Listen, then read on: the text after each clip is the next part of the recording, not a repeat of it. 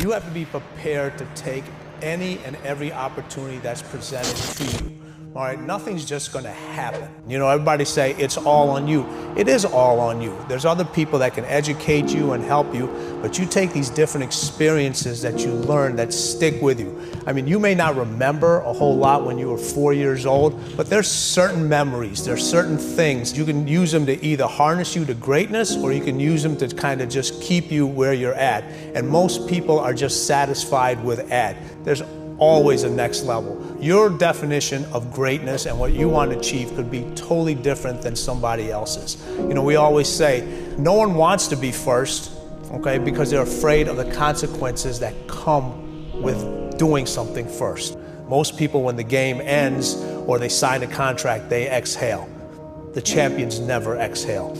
You know, I got an awful lot of good advice from my dad, and he didn't lay it on me. I mean, he just, you know, you picked it up from him, but there was never any of this, you know, do this, do that type of thing at all. But I think he really taught me that it's more important in terms of what's on your inner scorecard than your outer scorecard. I mean, some people get in a position where they're thinking all of the time of what the world's going to think of this or that instead of what they themselves think about it. And if your inner scorecard, if you're comfortable with that, I think you're gonna have a pretty happy life. And I think that people strive too much for the outer scorecard sometimes find that it's a little hollow when they get all through. I always hated day jobs and stuff, and so I got a day job, and it ended up being pretty good. But admittedly, I was there for 5 years. At a certain point, it was a narcotic. All right, I didn't have to keep pursuing my dreams because, you know, it's not what I want to do, but it's sort of kind of close. And if I didn't have an artist soul burning in me, I could have made myself happy. To anybody else, it would have been a fulfilling life. It wouldn't have been for me because I would have known I would have had something to say that I didn't get a chance to say.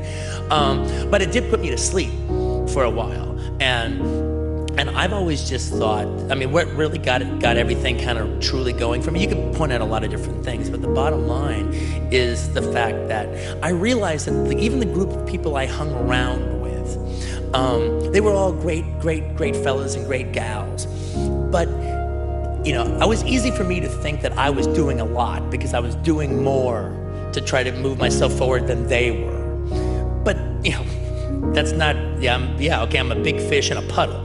Somebody who makes $80,000 a year being a blogger about basketball is like being the 12th man on a team. You made it to the league, but you're not LeBron. You're one of the best basketball players in the world, but nobody knows who you are, kind of thing. Like, there's no shame. As a matter of fact, the practicality of making $80,000 a year being a blogger about basketball because you love it versus making $109,000 a year as a lawyer is a great arbitrage for a lot of people. It's the unlocking happiness. Like, is your life better making $109,000 a year being a lawyer versus making $80,000 a year being a full-time basketball content provider? You know, I don't know people's situations. You may have loans, you may have this, but if you can afford it, I promise you, you're gonna be way happier doing the stuff that you want to do. We're trying so hard in our lives to fit in. We try to fit into certain groups, certain frats, certain sororities, you know, among certain friends, yet the people we idolize are the ones that stand out. But when you're prepared, there is no fear. There is no fear of failure, okay? Because even if you've walked out of something and you feel like you failed at it, your preparation is so strong that you're gonna take that failure and turn it into the outcome you desire. And most people stop at failure. Okay? We've all failed at things. I'm going to continue to fail at stuff. Right? It's the most powerful tool you can use. But it all depends on how you use it. You know, we talk about it in Relentless. Okay? A scalpel. Okay? In the hands of an individual, it can do unbelievable damage. In the hands of a professional, of a doctor, it saves lives. So it's the same thing with failure. It's how you use it. It's that drive inside of you, okay? It's what we talk about, the dark side.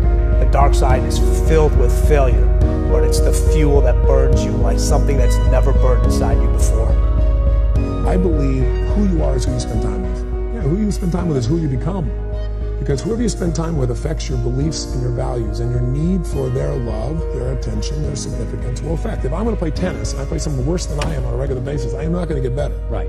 So you play magazine. Yeah, you do that. Even if you play terrible, your skill sets are going to grow significantly because of your desire to connect and to play at that level. Because I'm only as good as the last delivery that I've done. And that's how everybody needs to think. You can't talk about what you did 5 years ago. You can't talk about the deal that you closed last week. Okay? You can't talk about your sales for last month. Okay? Those things are expected of you. Don't expect to get a pat on back for doing your job. Another thing that you can do is never, ever complain. When I see people complaining, I'm just like, what are you doing? Like, your life is so short. Are you really gonna sit here complaining? Let me put this in perspective, okay? I'm 34. Okay, I'm 34 now. Now, in my 20s, I didn't know that many people that died, okay? As you start to hit 30, people start to die, okay? I had a friend that died last week, okay? People are just gonna start dying, okay? I've also almost died myself a couple times. Who here in this room has almost died before? Put your hands up.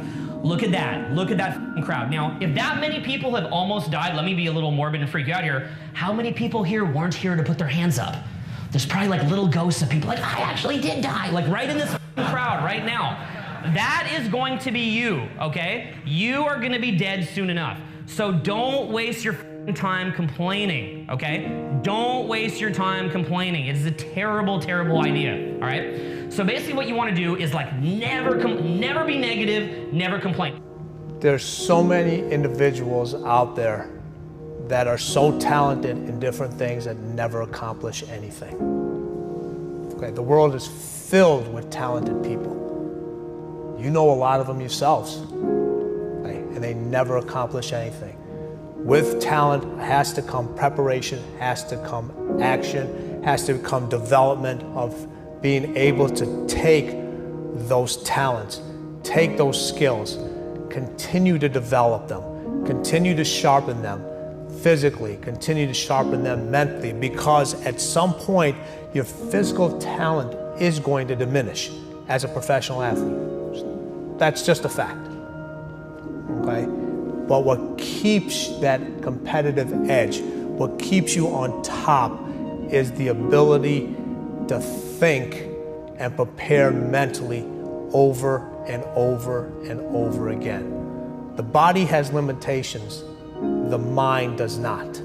We focus so much on what goes on from the neck down that we forget it all starts from here. Everything starts from there. If you're not mentally ready, you're never really physically prepared. And that's where the preparation starts. I firmly believe that everybody in this room, everybody on this planet has a gift. It's your job to figure out what that gift is. Then it becomes your job to decide whether you're going to act on that or not. Success does not come from making a few major important decisions correctly, and in fact it's very much the opposite. The truth is, success happens when you make the smallest, seemingly easiest, apparently most insignificant decisions correctly, consistently, every day for a long time. Let me give you an example. If you have a burger today, you won't be unhealthy tomorrow. And in the moment, having one burger won't seem to matter. In fact, it doesn't really matter.